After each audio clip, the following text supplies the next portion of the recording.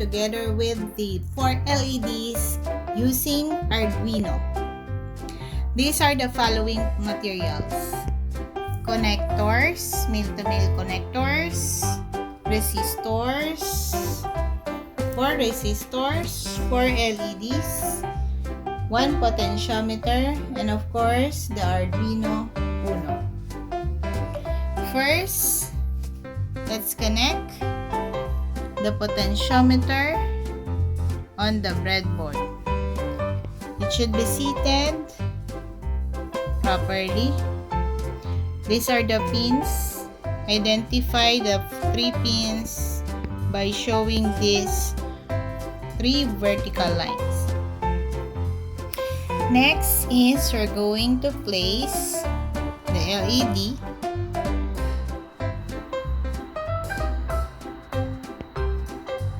positive and negative side of the LED. Positive and negative side of the LED. Positive, negative.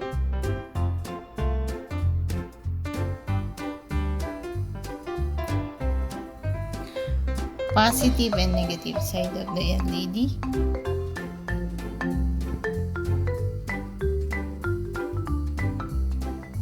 Then another positive and negative side of the LED. Okay, now we're going to connect the resistor for each LED so that we can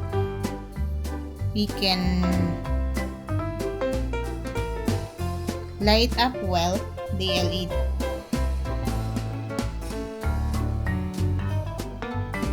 Place it on the positive side, which I place on the right of the LED.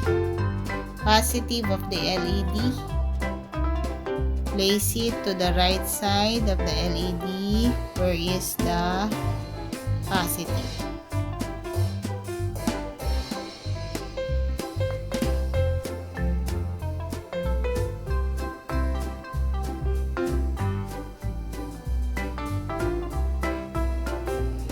Okay. Next, let's prepare 4 male-to-male connectors for us to connect it in Arduino Uno later. So I'm going to use different colors of male-to-male connectors like this.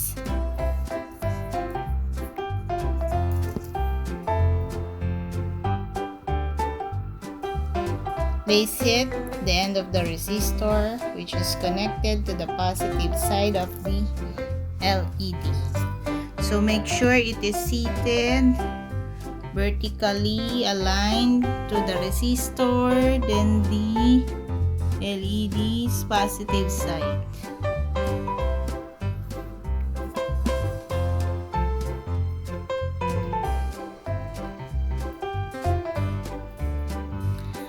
Next, we need to prepare positive of the potentiometer to be connected later in Arduino Uno, and then the negative part or pin of the potentiometer, and then the A0 pin located in the middle of the potentiometer. So there are 3 male-to-male connectors in this potentiometer.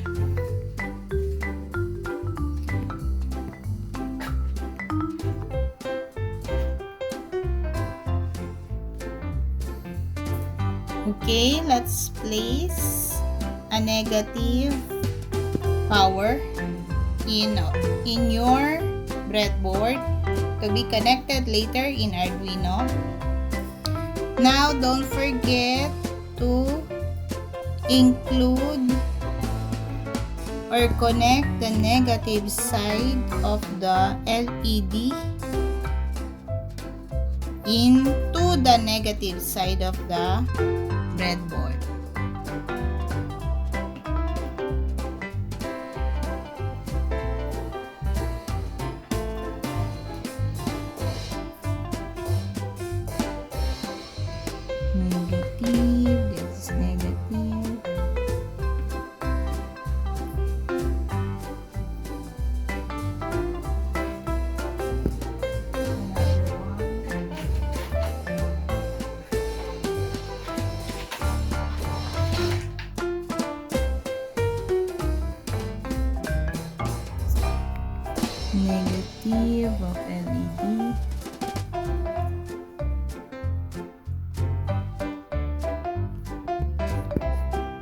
Okay, this time let's connect everything in Arduino. So we need to connect the ground, bin and ground, then the ground of the potentiometer,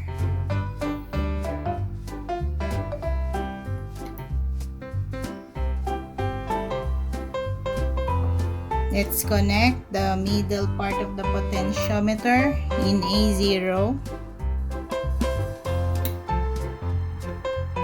Then let's connect the positive voltage of the positive of the potentiometer. Then let's connect the 4 LEDs. Let's start in pin number 8.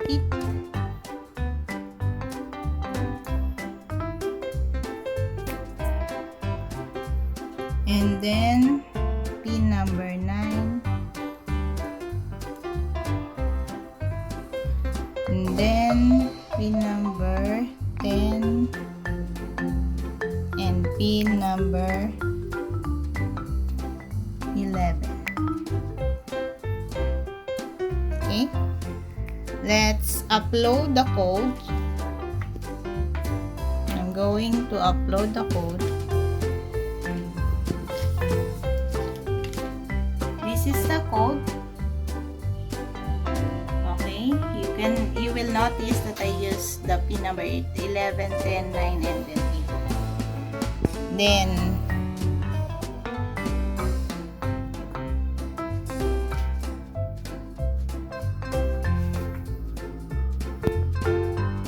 let's connect now the Arduino board to your computer.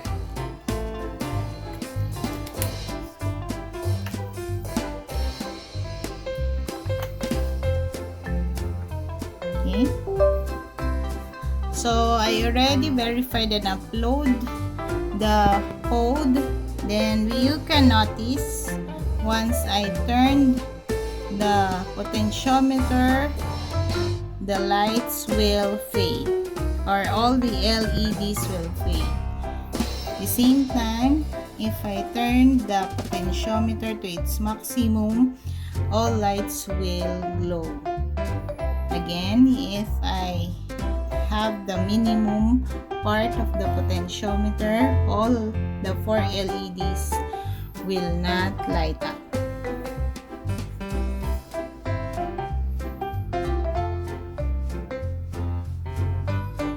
Okay, that's it. Thank you.